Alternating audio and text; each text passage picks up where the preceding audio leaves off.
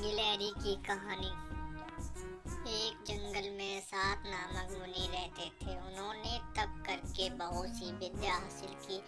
एक दिन ध्यान लगाने के बाद जब उनकी आंखें खुली तो उनके हाथों में आसमान से एक गिलहरी आ गिरी। वह गिलहरी खून से लथपथ थी क्योंकि वह चील के पंजों से छूटकर मुनि के हाथों में आ गिरी थी। गिलहरी मौत से डर से कांप रही थी। मुनि को उसके ऊपर दया आ गई। उन्होंने सोचा क्यों न इसे अपनी विद्या से अपनी बेटी बना लूं। मेरी पत्नी कब से संतान पति की चाह कर रही है, लेकिन उसके भाग्य में संतान है ही नहीं। अब यह बात बताकर उसे दुखी करने से जगह और कुछ साल इस गिलहरी को ही बेटी बनाकर उसे सौंप देता हूँ। इतना सोचते ही मुनि ने एक मंत्र पढ़कर गिलहरी को एक छोटी सी बच्ची बना दिया। वो उस गिलहरी को बच्ची बनाने के बाद गोद में उठाकर अपनी पत्नी के पास लेकर आए। उन्होंने कहा, लो अब इसे अपनी बेटी मानकर ही पालना। सोच लो, भगवान ने तुम्हारी सुन ली है।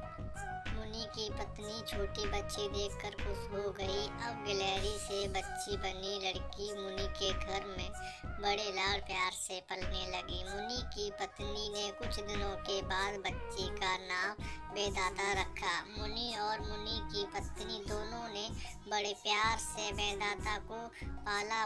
मुनि को बहुत खुशी थी कि उसकी पत्नी को अपनी ममता लुटाने के लिए एक बेटी मिल गई।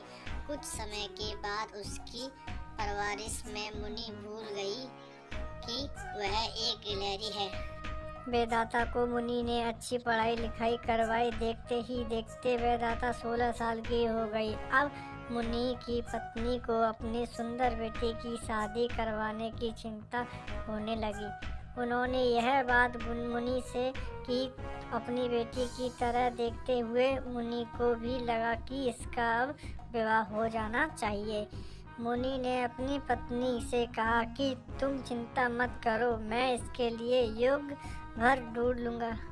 मुनि को लगा कि मेरी बेटी बहुत सुंदर है और उसकी शिक्षा दीक्षा भी अच्छी हुई है, इसलिए उन्होंने अपने सिद्धि से सूर्य देव को पुकार। सूर्य देव ने मुनि को प्रणाम करते बुलाया कि वजह पूछी। तब मुनि ने कहा, मेरी बेटी विवाह के योग्य हो गई है, मैं चाहता हूँ कि आप उसके पति बने।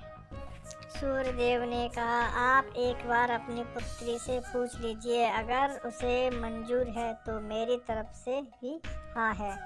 तब वेदाता बोली, पिताजी यह बहुत गर्म है, मैं इसके पास नहीं जा पाऊंगी और न ही इन्हें देख पाऊंगी।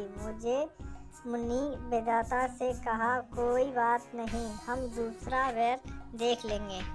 तभी सूर्यदेव ने कहा, ए मुनिवर, मुझसे शेर बादल है, आप उनसे बात कीजिए, वह मेरे प्रकाश को भी ढक देंगे। मुनि ने अब बादल को याद किया। बादल गरजते हुए मुनि के पास पहुँचे और उन्हें नमस्कार किया। इस बार मुनि ने सीधे वेदाता से पूछा, क्या तुम्हें यह पसंद है?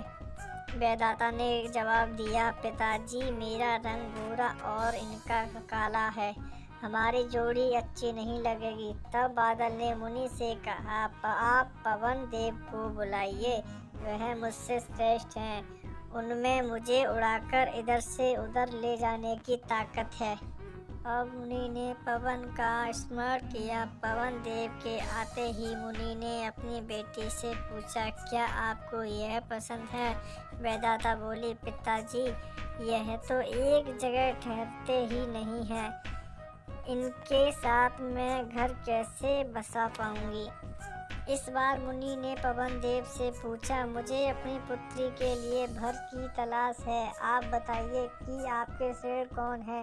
पवन देव ने जवाब दिया, मुनिवर आप पर्वत को बुला सकते हैं, यह मेरा रास्ता रोक देती है, वह मुझसे श्रेष्ठ हैं।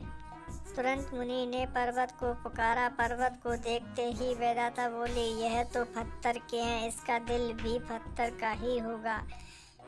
इनसे विवाह कैसे हो पाएगा पिताजी? मुनि ने हाथ जोड़कर पर्वत देव से पूछा, आपसे श्रेष्ठ कौन है? पर्वतराज ने जवाब दिया, हे मुनि, चूहा इसमें छेद कर देता है, इस आधार से वह मुझसे श्रेष्ठ है। इतना कहते ही पर्वत देव के कान से चूहा निकला, कूदा। वेदांत ने जैसे ही चूहा को देखा और खुशी के मारे उछल पड़ी। उसने कहा, पिताजी यही मेरा वर बनना चाहिए, मुझे यह पसंद है, इसकी पूंछ कान सब कुछ इतना प्यारा है। मुनि ने सोचा, अहो मैंने ही गिलहरी को मंत्र विद्या से इंसान को बना दिया, लेकिन इसका दिल अभी भी गिलहरी वाला ही है। मुनि ने तुरंत देवता से गिलहरी बनाने और उसका विवाह चूहा से करवा दिया। विवाह के बाद दोनों खुशी खुशी रहने लगे। कहानी से सीख, इंसान चाहे बाहर से कितना भी बदल जाए, लेकिन उसका दिल वैसा ही रहता है।